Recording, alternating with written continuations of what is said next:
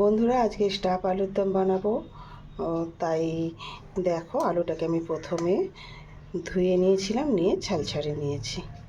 এখন আলুটাকে আমি ছুরির সাহায্যে এরকম মুখটাকে একটু কেটে নেব, দিয়ে খুব আস্তে আস্তে করে এইভাবে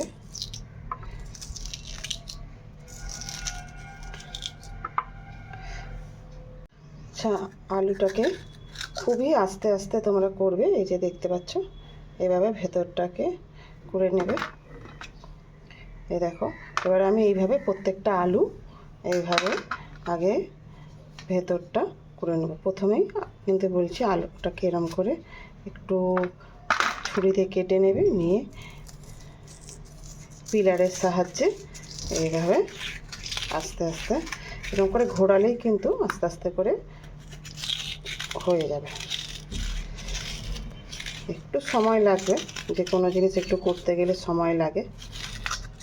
এই দেখো,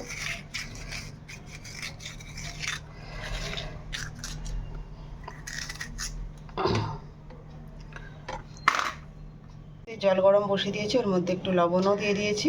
গরম হয়ে গেছে, এর মধ্যে এক এক করে আলুগুলো দিয়ে দেবো। আলুগুলো দিয়ে দিচ্ছি।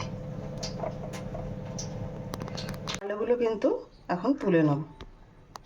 পুরটার জন্য এখানে তেল দিয়ে দিয়েছি কড়াই। এখন এই আলুগুলো তুলে দেবো। আলুটাকে একটু ভাজা ভাজা করে নেব। আদা আর কাঁচা লঙ্কা পেস্ট আছে, এটা দিয়ে দিচ্ছি কাশ্মীরি লঙ্কার গুঁড়ো অল্প করে দিয়ে, জিরে গুঁড়ো দিয়ে দিলাম, হলুদ গুঁড়ো অল্প। এখন শাহি গরম মশলা দিয়ে দিচ্ছি অল্প করে, আর দিয়ে দিচ্ছি চিনি। পনিরটাকে এখন গ্রেট করে নেব। পনিরটা কিন্তু গ্রেট করা হয়ে গেছে। এখন আলুটার মধ্যে দিয়ে দেবো, দিয়ে মিশিয়ে কড়াতে কিন্তু সর্ষের তেল দিয়ে দিচ্ছি।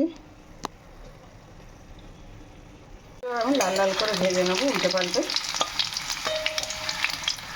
লাল লাল ভাজা হয়ে গেছে, এবার তুলে নিচ্ছি। এটা দিয়ে আমি মিশিয়ে নিয়েছি, এখনও নাড়ছি। এরকম অবস্থায় যারা কাজু কিশমিশ পছন্দ করো, এখানে ছোট ছোট করে কেটে কাজু কিশমিশটা দিতে পারো। যারা খাও তাদের বেশ ভালো লাগবে। আমরা খুব একটা পছন্দ করি না বলে দিলাম না। পুরটা রেডি হয়ে গেছে, আমি এবার ঠান্ডা করতে দিয়ে দেব। কিন্তু ভরে নিয়েছি প্রত্যেকটা, দেখো এই যে প্রত্যেকটা এইভাবে পুর ভরে নিয়েছি। আর হালকা হাতে পুরটা ভরবে, মানে ঝেঁকে ঝেঁকে পুরটা ভরবে না। এখানে একটা আমি মশলা তৈরি করে নিচ্ছি। দেখো, এখানে বাটিটাতে নিয়েছি আদা কাঁচা লঙ্কা একসাথে পেস্ট করে নিয়েছি, আর নিয়েছি এখানে জিরে গুঁড়ো, ধনে গুঁড়ো, লঙ্কা কাশ্মীরি লঙ্কা গুঁড়ো আর হলুদ গুঁড়ো, আর এই যে জলটা দিয়ে আমি এখন একটা মশলা এইভাবে পেস্টটা তৈরি করে নেব। টমেটো আমি এখানে পেস্ট করে নিয়েছি, আর এখানে মিক্সিতে এই যে কন্টেনারে নিয়ে নিয়েছি নারকেল, একটু কাজু বাদাম, ভাঙা কাজু, একটু টক দই। মানে এটা পেস্ট করে নেব। আলু ভাজার তেলটাতেই আমি এবারে কিছু ফোড়ন দিয়ে দেবো। গোটা জিরে, শুকনো লঙ্কা, আর এখানে এই যে গোটা গরম মশলা একটু ফোড়ন দিয়ে দিচ্ছি। গরম মশলা ফোড়ন দিয়ে দিচ্ছি, টমেটো পেস্টটা দিয়ে দিচ্ছি। টমেটোটা ভালো করে কষে নেব।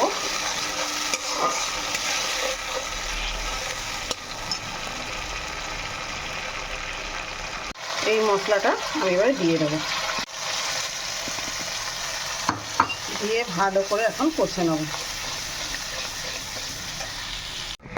টক দই, কাজু বাদাম, নারকেলের পেস্টটা দিয়ে দিলাম, দিয়ে কিন্তু ভালো করে কষতে থাকবো।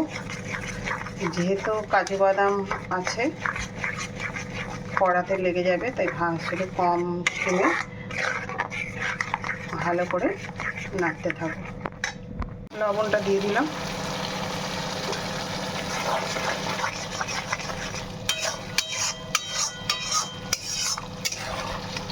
মশলা থেকে কিন্তু তেল ছেড়ে দিয়েছে।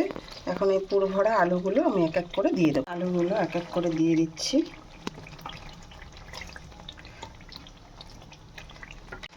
আলুগুলো দিয়ে দিয়েছি। এবারে কন্টেনারে ধুয়ে যে কাজু বাদামের যে পেস্টটা করেছিলাম সেটার জলটা দিয়ে দিলাম।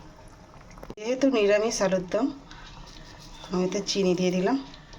দেখো আলুগুলো কিন্তু থেকে এই দেখো একটাও কিন্তু মুখ থেকে পুরটা বেরোয়নি। এখন আমি কেশরি মেথি উপর থেকে দিয়ে দিচ্ছি। কিন্তু উপর থেকে আমি ফ্রেশ ক্রিম দিয়ে দিচ্ছি।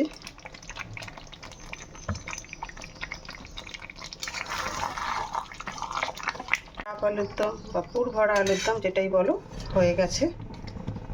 আচ্ছা আমি দেখিয়ে দিচ্ছি, এই পুরগুলো কিন্তু একটাও বেরোয়নি। এই দেখো মুখের ভেতরে কিন্তু সেই পুরগুলো ভরা হয়ে আছে। আর একটাও দেখাচ্ছি, দাঁড়াও, এই দেখো, দেখতেও কত সুন্দর হয়েছে। ঢেলে নেব। আমি কিন্তু ঢেলে নিয়েছি, আমার পুরো সম্পূর্ণ রেডি। স্টাফ আলুর দম বা পুর ভরা আলুর দম রেডি হয়ে গেছে, ঢেলে নিয়েছি। আমি যেভাবে করলাম একবার করে দেখতে পারো, আশা করি তোমাদের ভালো লাগবে। যদি ভালো লাগে তো একবার বাড়িতে করতে পারো।